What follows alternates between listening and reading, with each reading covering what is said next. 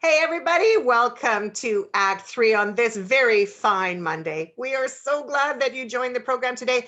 On the program, I have a dear friend and a wonderful host in this community. He does so much in the public eye, and I hope that you guys know his name. If you don't, you're going to by the end of the show.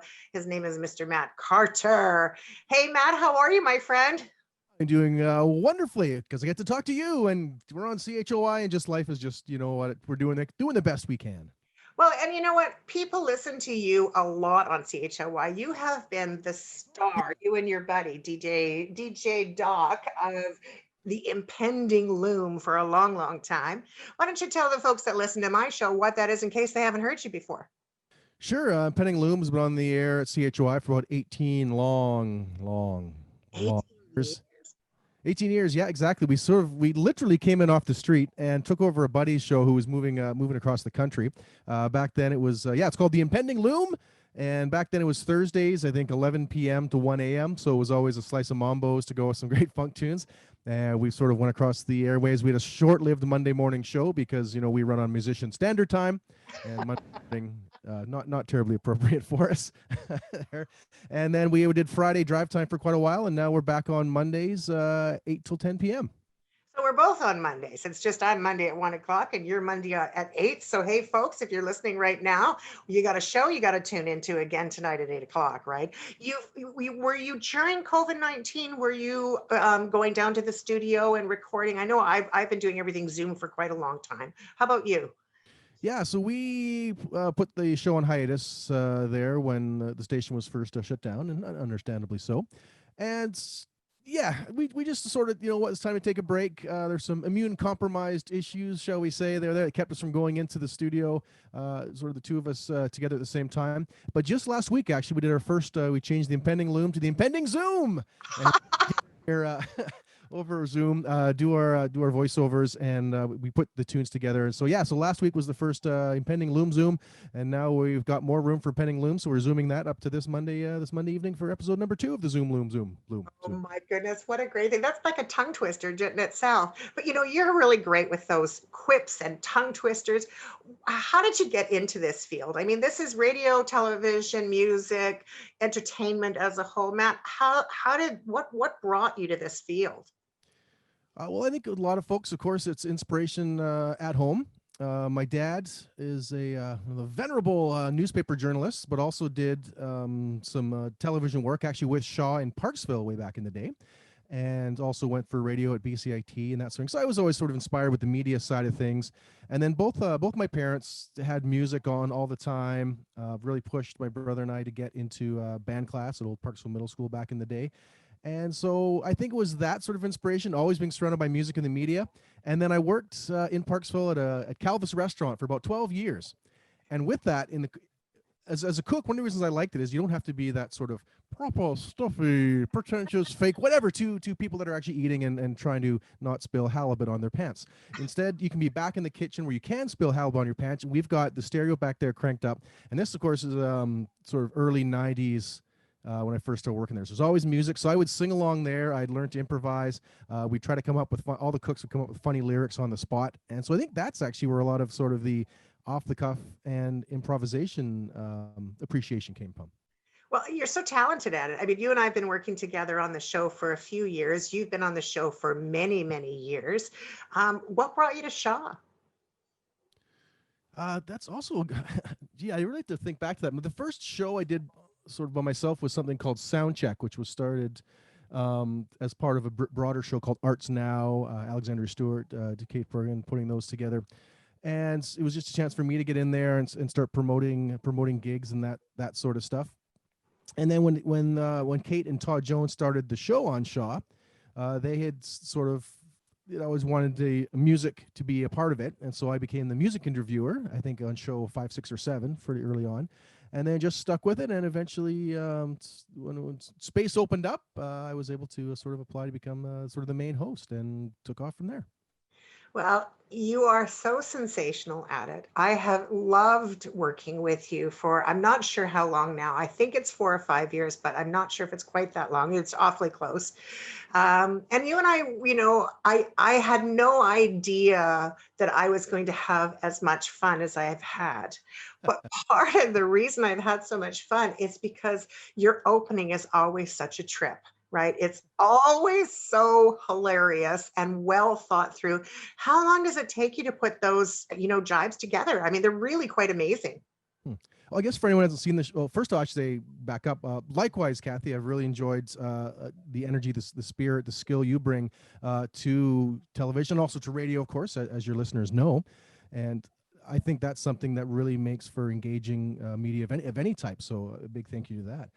For folks who haven't seen the show, so kick off the show, I try to give a quick shout out to the musical guests, the different segments coming up. And I try to have fun with it. And I just figure that I kind of want to be a host that I would want to watch myself. Yeah. And that's someone who's not afraid of making mistakes, because I certainly will make mistakes. But if I can just laugh it off, move on with it, and have fun, that's really it. So so I love putting puns and writing sort of neat turns of phrases. And a lot of that, again, comes from my dad's also a huge fan of puns. I loved writing as part of the creative writing program at Vancouver Island University. And so to put those intros together, I don't know, it's anywhere from 15 minutes to an hour, I guess, depending on how much of a time crunch I'm in, whether I'm already in the studio having to get ready for the show in 10 minutes or not.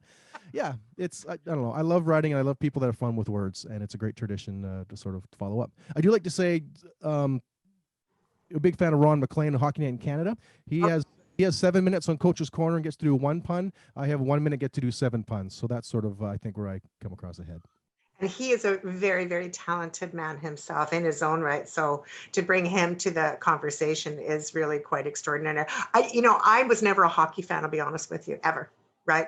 But when I was growing up, we'd have it on in the background because my mother's friend used to come over and he would turn it on. And really it was Coach's Corner that we listened to. Aside of that, it was like, the sound of the puck going up and down, whatever, the ice rink or whatever, to girls, it really wasn't, in my household anyway, it wasn't that appealing. We wanted our Barbie dolls, but we really still enjoyed some of those other the things that he would say were just like, you just start laughing. You couldn't help yourself.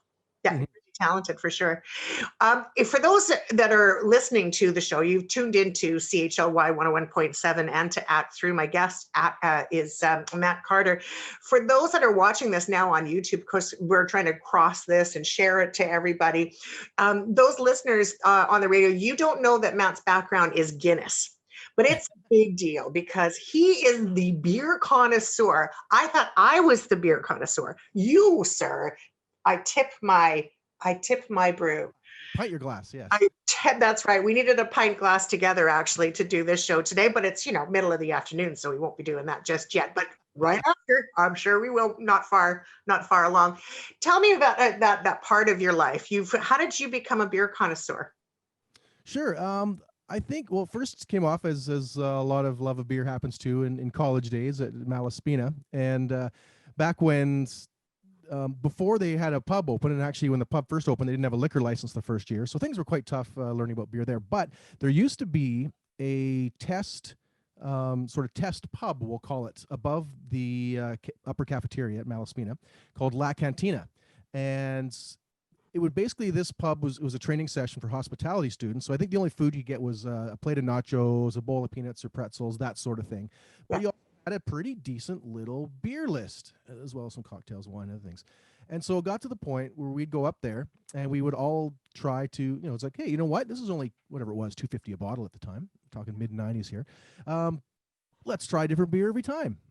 And so that sort of got super interesting. And then when I was in a touring band, ska band called the Kit Lifters, now we're 99. So we're going across the country, and it became like, all right, every city, every venue, let's try different beer. Let's try the local beer. And it's just that sort of combined with the craft beer revolution really taking a hold there in the early 2000s. It just became a much more interesting way to drink beer, and really, I think, side by side with the whole food to table movement, which of course really exploded here in British Columbia.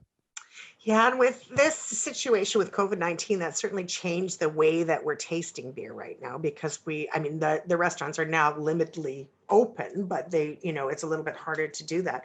I've noticed that several of the breweries in town are not doing as well as they were. They've closed down or they've converted their recipe from making beverages to making sanitizers, right? Certainly a big shift on the way we know some of these community breweries to be able to share their ware.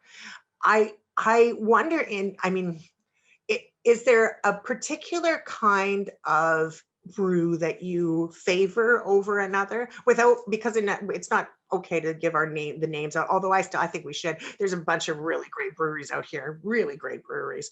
But do you have a favor that you prefer as far as color, texture? What kind of beer do you like, dude? Are you asking me what my favorite child is? Pretty much. Pretty much. Children, yes, their favorite beer. No, honestly, for me, it's whatever beer is. I look for interesting and creative flavors, just as I would with cuisine. So, love me a great IPA. Love me a great barrel aged stout. A nice. So I think with bourbon barrels is something that can only be used once to make bourbon. So after that, breweries are happily buying these barrels up, and you're seeing this wonderful run of bourbon barrel aged stouts and other beers and that sort of stuff. So for me, that roast combined with the vanilla essence from bourbon barrels and oak, it's yeah, that's if I'm kicking back and I'm celebrating, it's either a nice strong IPA, a Belgian style beer like a quad or a double, or bourbon barrel aged stout. Beautiful. Well, I actually have very similar taste as you. I love a dark beer and I love a vanilla backing. There's something about that, winter ale kind of warm room temperature, a little bit colder than room temperature, but not cold, right from a beautiful pull is a great beer in my mind for sure. I like to have, I mean, I have to be careful how I word this. When beer flows well, it creates a lovely head that comes to the top of it. It's almost like a rich cream. It's that flavor that is so delicious on a good beer. Absolutely, yeah, and you get that viscosity, shall we say, on the Exactly, some viscosity. Speaking of viscosity, a few minutes ago we talked about the kilt lifters in '99. What I don't know how much people know, and that's one of the reasons I wanted you to be on the show today.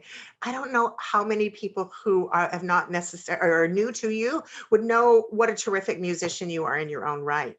And you play my favorite instrument, which is the sax. I wonder if you'd be so kind to imbibe and just share a tune with us. Oh, okay. I will. Okay, just give me a quick second here. I'll pick the baritone sax I got behind me here, in my little home recording room, and I'll stand back off the mic a bit so it's not too loud. I'll watch the screen. If you're sort of giving me a horrified look, then I'll take a couple steps back. If it's not. Yeah. Absolutely, our pleasure. No worries. And while he's doing that, ladies and gentlemen, once again, I really, really thank you for tuning into CHLY today. I thank you so much for following the program. Act 3 is is a labor of true love, even during these Zoom times. We're so glad that you tune in when you do. Matt Carter is my guest today. He and I do a bunch of stuff together through the media and through television with the show on Shaw Spotlight. So hopefully you tune into the program and watch us there. But meanwhile, I want you to hear his music because he's brilliant. With no further ado, I introduce you to Mr. Matt Carter.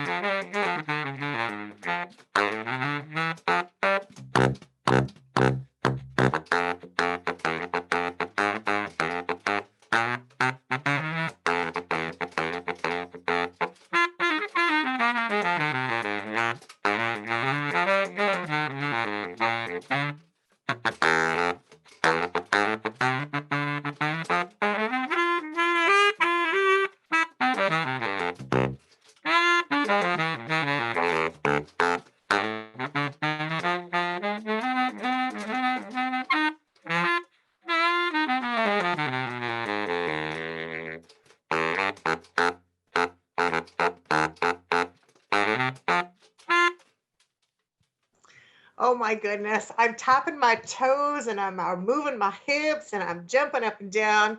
Thank you so much for that, Matt. How long have you been playing the sax? Back then, about I think a minute and a half for that last song. No, I started playing the sax in 1986, 87, I think. School band in Parksville. My goodness, we're aging ourselves. Mind you, So, I'm a lot older than you are, but not, well, maybe I'm beginning to wonder now when you start talking some of those years going back. mm. Yeah. So you started in about 1986. What, the sax isn't the only instrument you play though, is it? Nope. Piano, drums is actually my favorite out of all the instruments. But yeah, I play a lot of piano, some bass and guitar, a little bit of flute and clarinet. Brass instruments are the ones I can't handle. Trumpet, trombone, just cannot get It's not handle. funny, but because you play the sax, I would have thought that they would have been quite easy for you. Way different embouchure, way different way of actually using your fingers to get the right notes, et cetera, et cetera. It would take the good folks along McQuaid or Tom Lee would probably explain it better than I can. But yeah, it's a much different way to approach creating music. It's well, you make it look so easy. It really is quite awesome. Do you play in our community very much? Are you out there? The music scene has changed a lot. And let's talk a little bit about what it looks like right now. What's our current climate for great tunes? Well, it's tough, and I always like to say that for a long time, and this continues to be true, the Nile's been a wonderful space for musicians, for artists, whether it's again professionals that retire out here or move out here just for the climate, a little bit better golfing 12 months a year. Obviously, the jazz program at Vancouver Island University is internationally renowned, and we also have wonderful high school, secondary educators as well that really craft these amazing musicians. So whether you go out and you're seeing younger, older, you're going to see very talented musicians. It hasn't always been the audience, I would argue, but there certainly are some very good venues. And then, of course, what's happening now with COVID, and understandably so, a little harder for musicians to make a buck, but also harder for venues to come and have musicians come in. And of course, the latest changes where you can't have music louder than just background volume. Throws a lot of your classic bands, your dance bands, this sort of stuff out of the mix. Yeah, And it really does. that's probably the toughest thing right there in terms of volume issues. I'm embarrassed to tell you that I've never been to the Queens. Great stage, honestly, one of the best stages of a bar in that size I've played on anywhere in the country, and some really good sound guys in there. Rick Salt, especially. Yeah, honestly, it's a really great place to play. How have they reopened, even though it's the background, or are they still closed? I'd have to check where it's at right now. They did open up for a while. They were doing a couple of jams and that sort of thing, a few concerts, but I think any attendees obviously limited in number, and they had to remain seated. So unless they're like you and they're very good at tapping on their table and making rhythm and dancing that way, yeah, sort of not the classic get up and dance vibe that you often want to experience in those sort of venues. No kidding. I know. I mean, I've been wanting to go to the Queens for a very long time, but I don't know why I haven't been. Doesn't seem like it makes any sense at all. It's now 10 years I've lived in the city, and to not have, been to the Queens in 10 years is absolutely ridiculous. And then COVID hit, so it just made it more of an excuse for me. I don't know what it is, but I wonder whether or not your experience with music, did you ever have a dream of going on tour with anybody? And if so, who would it have been? On tour with anyone? Probably the band, the Cat Empire. Band out of Australia. Sorry, Kathy, I can't hear you. Sorry, my fault for interrupting. I've never heard of that band. Tell us more. From Australia. I want to say it's like a 6, 7, 8-piece band, somewhere around there. They tour with the horn section as well. Just a wonderful mix of sort of like funk music with some pop elements and some ska elements, and a lot of world music elements as well. Highly recommend them. I believe you're going to hear one of their tunes on the impending Loom tonight between 8 and 10. But if you streaming services near you, and their albums are worth a buy, and their live shows, I think I've seen them 5 times if they do get touring again. Highly recommended. Yeah, the Cat Empire. Check them out. Will do for sure. There seems to be a little bit of a theme, though. I'm hearing a little bit of a Scot going on in the background. I'm hearing a little bit of a kilt thing going on in the background. Is there something that I don't know about here about you? Are you Scottish or Irish? I absolutely well. The Carters came from Ireland in the 1800s, and I will say, as I guess you could sort of interspace heart and soul. If my heart's Canadian, my soul is Irish, and I had a chance to play in Ireland twice with my good friend Mike Sherritt, and also one time as well with Anatole McGuinness, both musicians that have been featured on CHLY and also on the show on Shaw. And yeah, Ireland's great. They just love live music, and you hear it everywhere. You see it everywhere. We are invited to take part in traditional music trad sessions, and I don't know, any country where the main culture is to live music and have a pint after work is a pretty good country in my books. Yeah, I couldn't agree with you more. I mean, is it a plan for you eventually to emigrate back to Ireland? No, I'm very happy here. Very happy here in Canada, and here on the West Coast, here in Nanaimo. No plans to leave anytime soon, but I would love to make traveling to Ireland a pretty regular thing. Hopefully in the near future. Now, you said earlier you were from Parksville and grew up in Parksville somewhat, as I understood it. Is your father still with us? Does he travel back and forth to Ireland? Is he your traveling pal? Yeah, no, I would love to travel Irish. No, so the Irish side is I'm about 5 generations removed from the Irish side there. On my dad's mother is British, so that's probably technically closer in terms of lineage and that sort of thing. But yeah, if you're in the Carters, having the Carters move over, I think there was about something like 16 or 17 of them left Cork in Ireland, settled just outside of Antigonish, Nova Scotia. In fact, there's still some gravestones with my ancestors on there. And Joss and I went to the East Coast last year, 2 years ago, whatever it was. Found some of those and had a pint, of course, afterwards. And yeah, so that sort of connection to Ireland, I think first was just brought out of interest sake, but seeing how much the Irish, at least the Irish we talked to, really embraced live music, beer, and actually really good food and nature as well. It just felt like it felt like reestablishing a match. Really did. No kidding. Must have really felt like home to a certain extent. When you get that comfortable in a place, when you love the music and you like the beer and like the ambience and everything sort of comes together, and then you land and you go like, oh my God, I'm here. You must have been pinching yourself the first time you went. Yeah, we were having jam sessions with Irish musicians until 4, 5, 6 in the morning, and the pub were staying open for it. And of course, here it's like, sorry, liquor license is done at 2, or now 10 or 11, or the case, and you get shut right down. But no, it's the music carried the day, the places we were at, and it was really wonderful to be a part of it. No kidding. To me, the interesting part as well is that the culture, when you get there, you're infused in the culture as well as the music, as well as, the food. What was your favorite? It sounds silly to ask this question, but for those listeners who love food and beer, what was your favorite meal while you were there? No, it sounds silly, but I love England and I love shepherd's pie, and I don't know whether shepherd's pie is British or not, but boy, the pub shepherd's pie is the best. I will say, just from the Irish perspective, having a properly made soda bread was amazing. But the actual most memorable meal I had was actually called a Moroccan burger. Oh, really?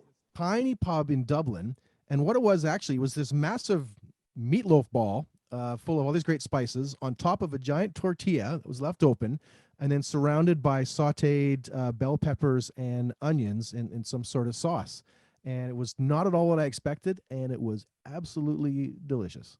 Oh my goodness, my mouth is watering. It sounds absolutely fantastic.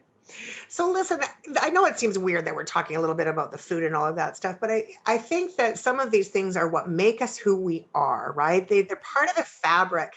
The show is also on during the lunch hour too, so it kind of makes sense. And there's that too. So people are looking around for something good to eat. You might just want to pop up at a pub where you can enjoy some kind of rich Irish delicious food for sure. But I also think that that all of these experiences really do become the fabric of our life. And I think one of the things that I love the most about doing this show is sharing with our community elements of people that they might not have otherwise seen before them, right? Everybody has a story. So, and it's also partially a little bit of an opportunity to share with students and with older adults in the community that it's never too late to try something fantabulous, right? To get out and explore stuff and to taste something different, try something different, experience something different. And I'm curious, in the last 20 years, I mean, 18 years, you were with CHLY radio. That's a long time to be with a radio station. Probably 10, what would you say, 10 or more years at Shaw? I think when I started doing sound check, that was probably around 2006 or so. So, And yeah, did some sound check. Yeah, did some locker room stuff. So yeah, so probably both basically around 15 years.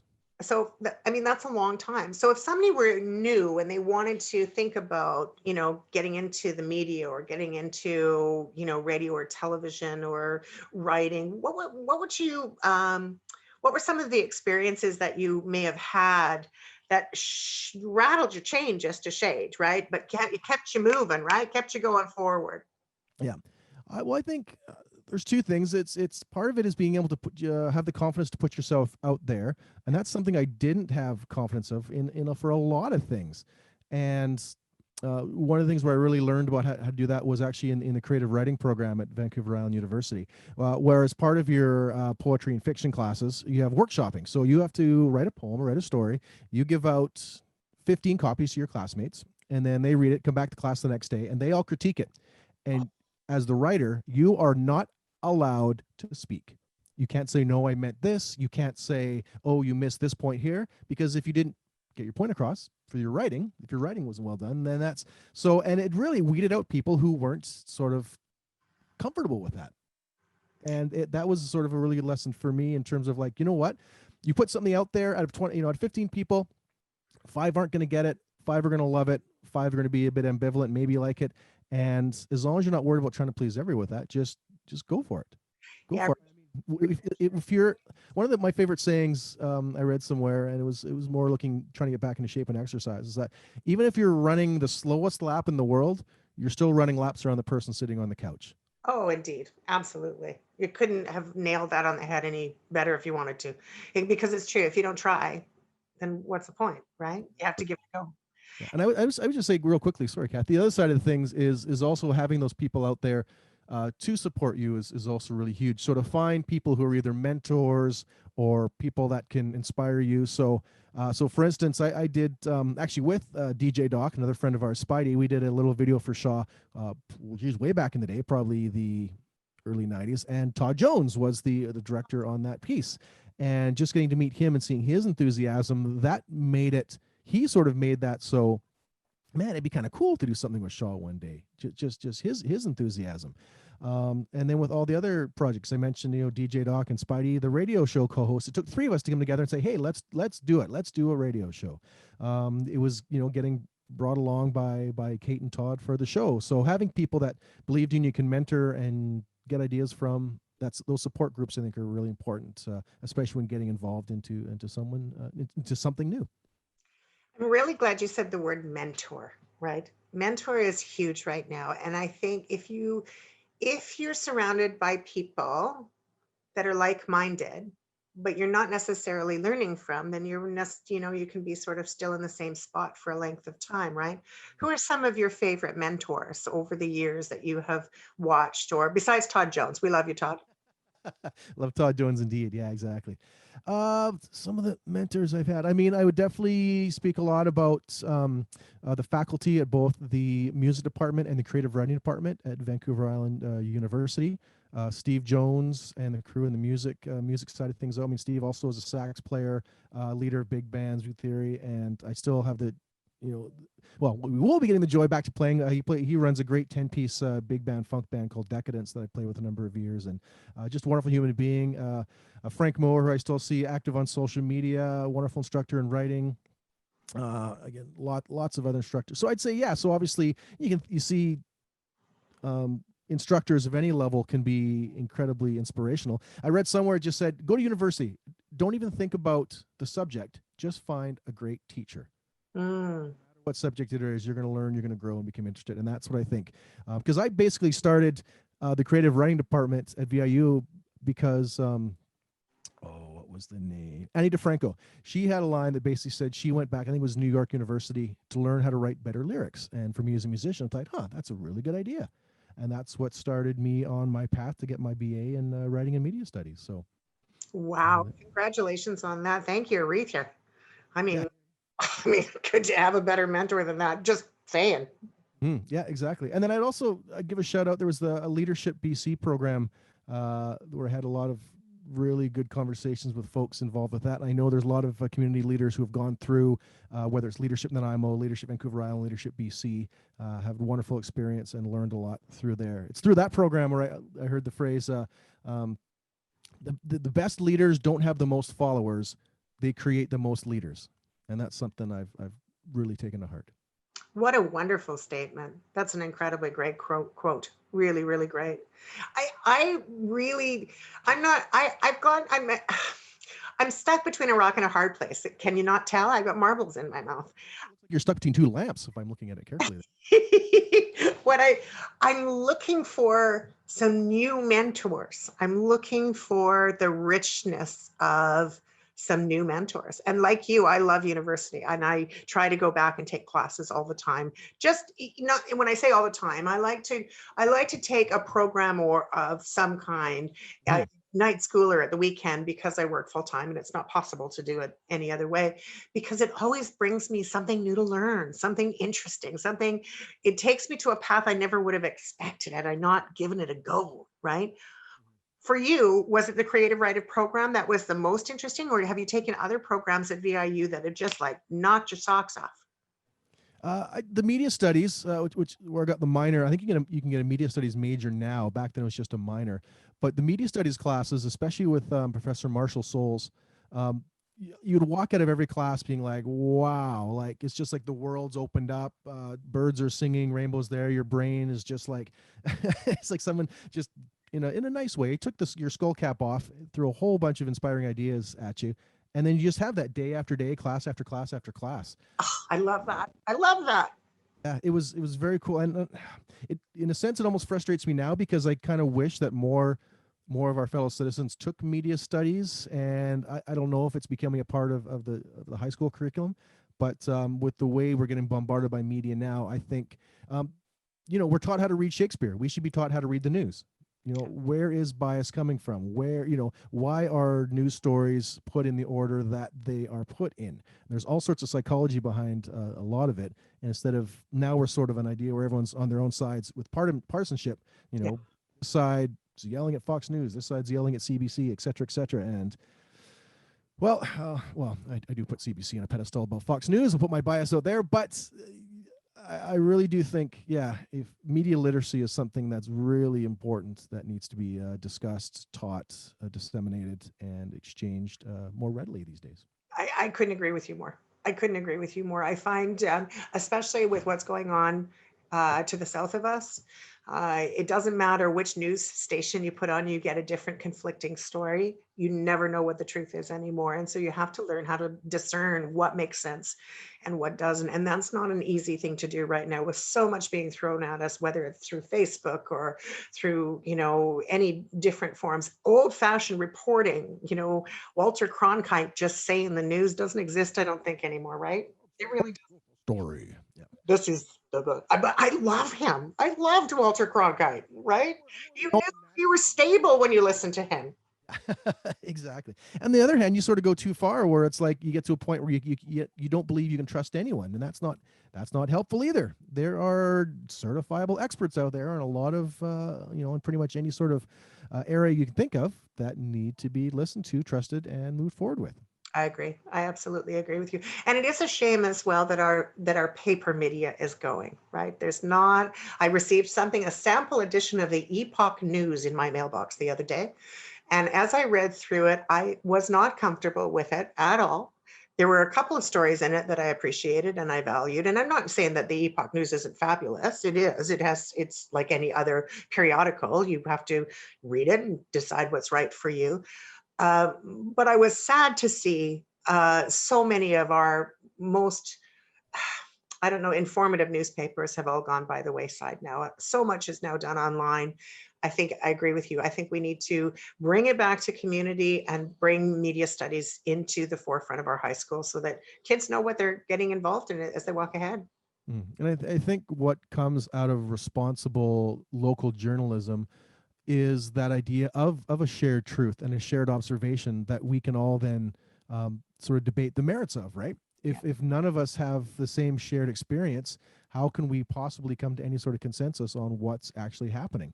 And absolutely. as much as um, the democratization of information has really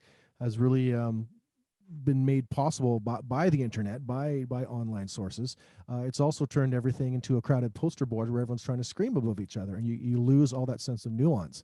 Uh, and of course, that's what's great about, I think, about community radio like this, right? You can spend some time talking about an issue. You can spend some time getting into issues, and really, I think, come to some some solid conclusions because of that. And instead, when everything's moving 400 miles per hour on the internet, you can't stop and dive in as much as you might like to go for a swim. Yeah, I agree with you. I think that community radio, we are very blessed to be able to be part of CHLY 101.7 FM. For me, it's been 5 years. I have two different shows. I'm being part of Wise Folks, my former program, and part of Pam Edgar's program for years before that with Living for the Health of It, and now, of course, Act3. I've really felt my connection to the community so much deeper as by being a part of CHLY. And for those of you who are listening to our program right now, thank you so much for tuning in to Cheers. Matt's show, The Impending Zoom, and to Act3 on CHLY every Monday at 1 o'clock and 8 o'clock for The Impending Loom.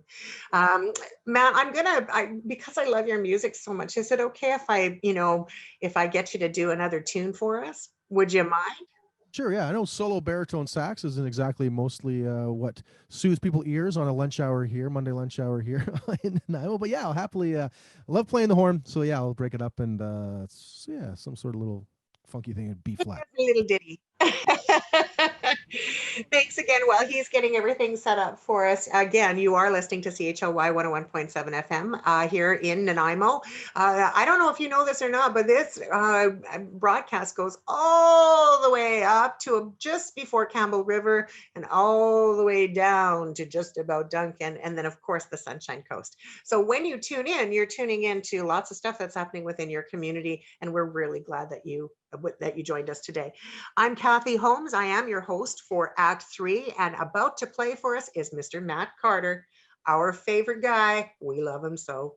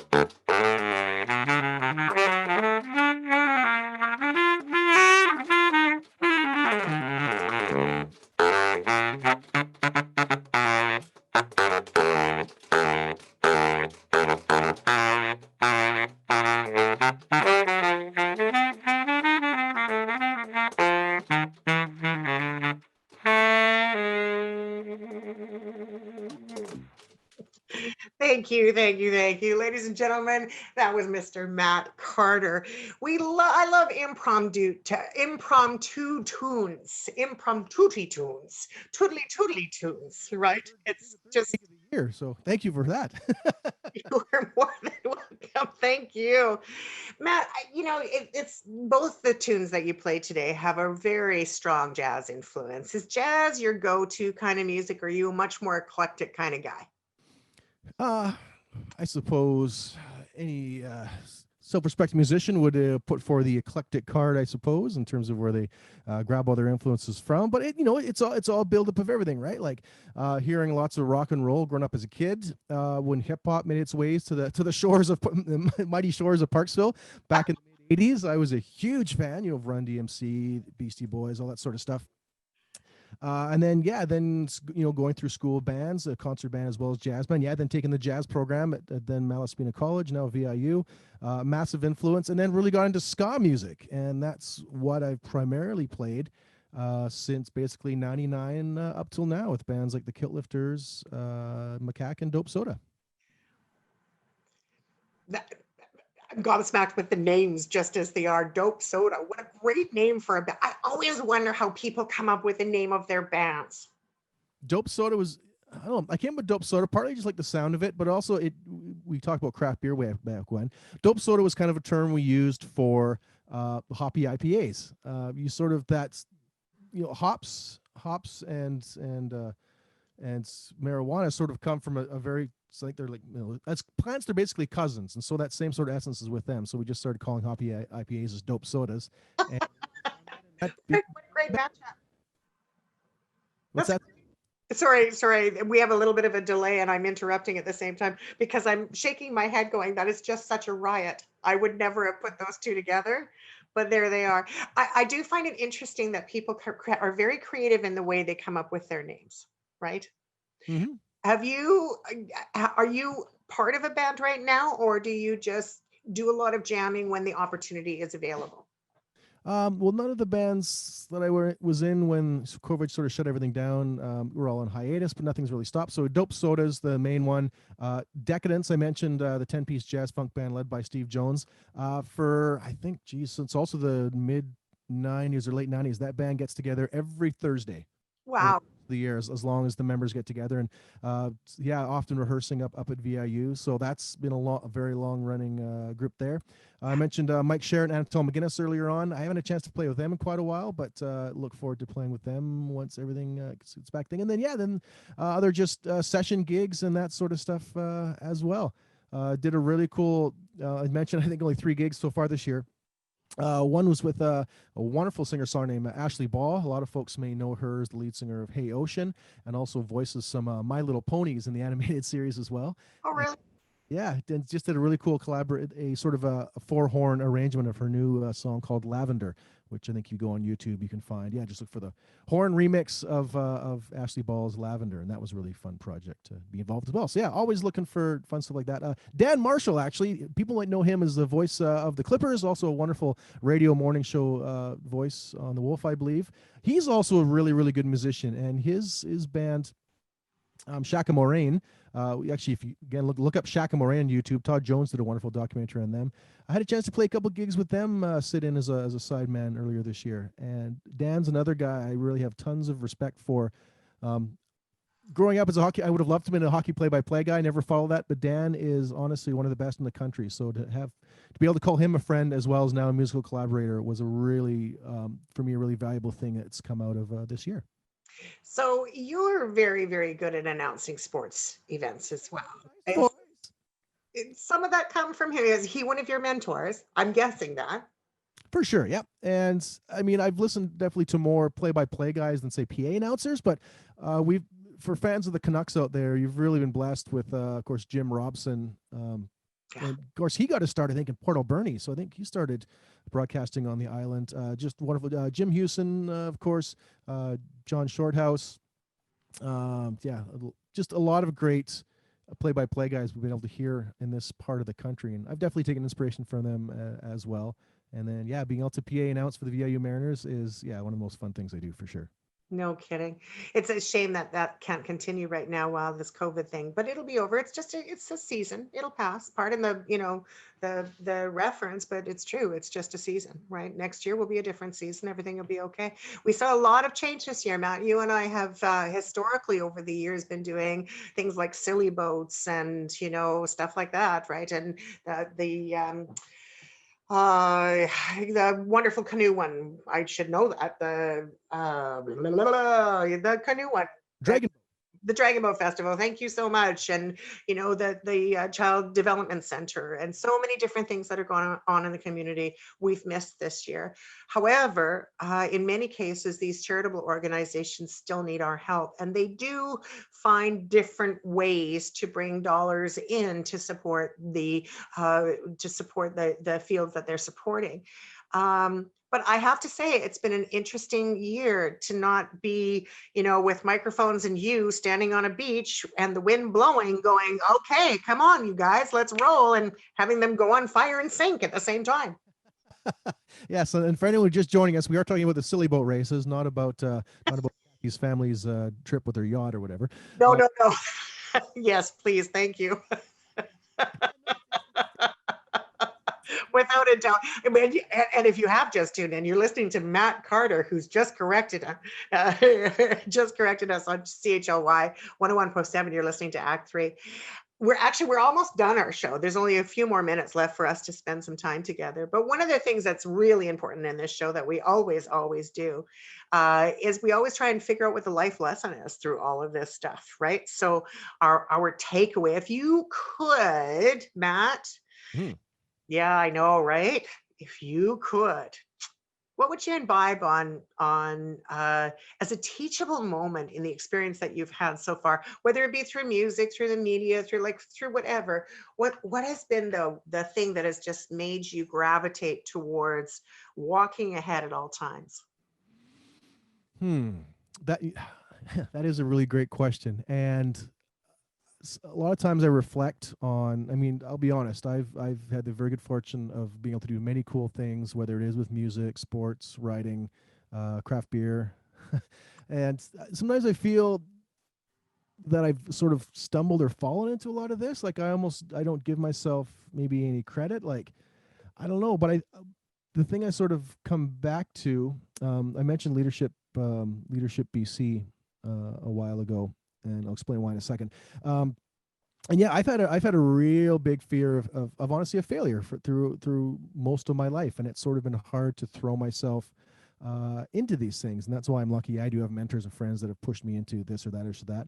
But bring back to leadership BC. One of the cool quotes I heard from there, and I'm going to be paraphrasing this a little bit, but good judgment comes from experience. Experience comes from bad judgment. If you don't throw yourself into trying things and testing yourself and pushing forward, you'll never sort of get to that next level in anything. And so while this is something I don't think I've followed nearly enough as I should have over the years, it is something I try to embrace more and more of now. And I think so far it has been positive, and especially with 2020. Like again, honestly, we may not have a vaccine a year, maybe 2 years, 3 years, but you have to see this as a period of opportunity. And what can you do? How can you stay safe? And how can you make this a period of opportunity? So for me, it's switching from live performance to learning how to record music at home. Maybe I'm learning to learn a different instrument. I bought a bass guitar recently, and I'm going to teach myself that. So no matter what life throws at you, try to find where you can produce that opportunity, and that'll make, I think they'll make your life richer as a whole. What a wonderful answer. That is the richest answer ever. And thank you. It's the perfect answer, because you're absolutely right in every level. It is so much in this ever-changing climate right now to be able to adapt and to pivot and to shift and to see opportunity. But more than just seeing the opportunity, to feel the opportunity as it comes to you, right? It's just to let it wash over you, let it be part of the fabric of your life as you walk ahead, for sure. Yeah. Thank you so much for that wisdom. I truly appreciate it. I am going to ask you one last question, though. In all of that learning and all of that teaching, when fear smacked you upside the head, what did you say to it? When fear smacked me upside the head, what did I say to it? Well, too often in my life, I listened and turned away. But now, as I get older, yeah, it's almost like the devil on your shoulder, right? And you're having that argument, and I think at some point you basically just have to say, nope, I'm winning this one. Sorry, I'm winning this one. Yeah. That's it. It really comes down to this one. Nope, this time I'm taking control. There's so many things in life you can't control, and there's no point in bothering yourself with that. When there was something you can control, you gotta grab fear, shake him by the scruff of the neck, and say, "Get on out of the way. I got this one." And you absolutely do. Matt Carter, you have been such an incredible addition to this community. And it's been my true privilege to have had this conversation with you. And it's always my privilege to stand on stage with you. So thank you so much for everything that you do to make this community great. I just need to say thank you. Well, thanks very much. The same back to you, Kathy. It's been just a joy. Again, drawing on your spirit and your expertise. The radio show here is another great example of it. And I'd say both of us, we're in terms of the nine, we're standing on the shoulders of giants. And there's been some just wonderfully talented, inspirational people that have made their time here in this town. And to be a part of that story, to add another chapter to that story, it feels good. Feels like it's the right place to be. I love Ireland, love the beer, but hey, there's lots of greatness to be had here. Oh, yeah, me too. I mean, honestly, if I were independently wealthy and I could do whatever I wanted, whenever I wanted, I would be in an airplane all the time. I would be all over. I'm a big traveler. I love seeing new things and trying new things. And Europe is like, I've got some exploring to do in Ireland and in Scotland and in, Greece and in lots of other fabulous places for sure. And you're right. I mean, this part of the season with COVID has kind of clipped the wings of, and for us to be able to do a lot of the things that we'd like to do, but it's an opportunity to do things just a little bit differently. And that might very well be that you're a couch traveler, right? There's lots of great stuff that's out there for you to do a little bit of traveling while you're online. Yeah. Actually, I'll just give a real quick shout out. Jocelyn and I just discovered a new on Netflix documentary series I think it's called Somebody Feed Phil. Oh, my favorite show. Seen it? Oh, my favorite show. I've watched all 4 seasons on marathon. I love Somebody Feed Phil. Somebody Feed Phil. I love that. Yeah, so just for any listeners out there who haven't seen it, it's Phil Rosenthal. I think he's one of the executive producers of Everybody Loves Raymond. He was. Yeah, he's kind of awkward. He's kind of funny. He's not the brazen Anthony Bourdain. I love Anthony Bourdain, but this is more, I think, definitely more like me for sure. And he just shows off just wonderful people, wonderful cuisines. And if you got Netflix and you want a feel good series that also delves into culture, geography, and food, check out Somebody Feed Phil. Highly recommend it. Somebody Feed Phil. I seriously, it's my favorite show. I have watched it over and over again. You have to watch it more than once because you will find nuances. Like watch it and then walk away for 4 months or 5 months, go back and start again. And it's like you went to that place all over again. It's the best show. It really is. I'm really glad you feel the same way. That's awesome. Love it. All right. Matt Carter's been on the show today. Thank you so much for joining us. Tune in next week. Once again, as we leave the show, I do want to say that the show on Shaw, we've got some new episodes that have come out. So please make sure that you tune in. And also, if you'd like to see some of our old episodes, you can take a look at them on YouTube as well. Act3 television show is still coming. We've got some technical difficulties, but it is on its way. So make sure you tune in for that. Tune in tonight, and every Monday, or as many Mondays as you can, at 8 o'clock, when Matt Carter and his buddy host, what's your buddy's name again? DJ Dog. All right, DJ. Tune in next time. Thanks for tuning in this week, and we're done. Thanks, Matt.